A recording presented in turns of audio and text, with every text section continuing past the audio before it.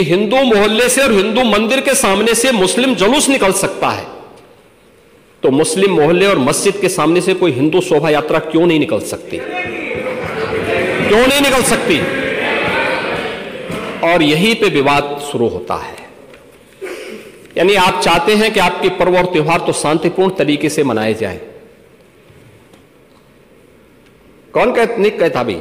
आपके संबल में थे शिया सुन्नी का भी विवाद हुआ था 1976 में। पूरा विवाद तो शिया सुन्नी का था। उस समय जामा मस्जिद के कब्जे को लेकर के इसी बात का विवाद था।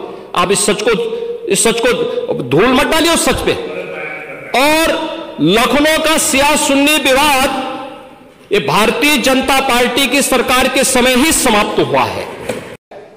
मैं कहता हूं, ये तो बाबरनामा भी कहता है कि हर मंदिर को तोड़ करके एक ढांचा खड़ा किया गया। आप तो एक श्रेष्ठ ब्राह्मण कुल में आपने जन्म लिया है। आप तो भारत के पुराणों की परंपरा पर विश्वास करते हैं।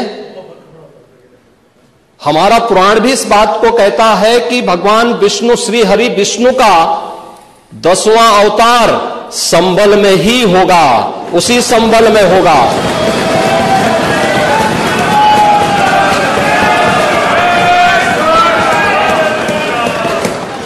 और यह तो केवल सर्वे की बात थी। माननीय न्यायालय के आदेश पर जिलाधिकारी का मतलब जिले का एडमिनिस्ट्रेटिव हेड, पुलिस अधीक्षक उस जिले की पुलिस फोर्स का मुखिया है। इनका दायित्व है कि शांतिपूर्ण तरीके से किसी सर्वे के कार्यक्रम को वहां पे संपन्न करना, माननीय न्यायालय के आदेश को अक्षरशः अनुपालन करना। और सर्वे 19 नवंबर को भी हुआ, 21 नवंबर को भी हुआ, 24 नवंबर को भी सर्वे का कार्य चल रहा था। क्या यह संभव है?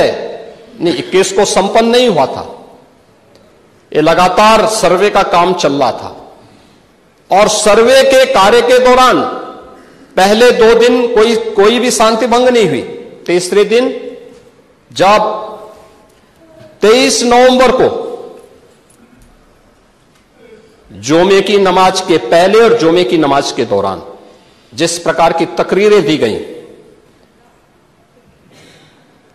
उन तकरीरों के बाद माहौल खराब हुआ। और फिर उसके बाद जिस प्रकार की स्थितियां की गई थी वो सबके सामने है।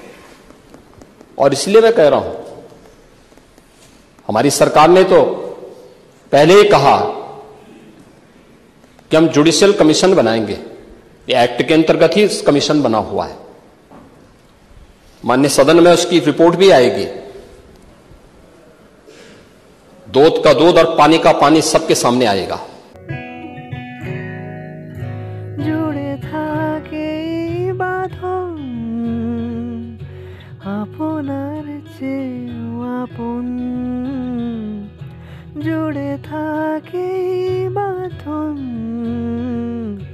আপনার চেয়েও আপন।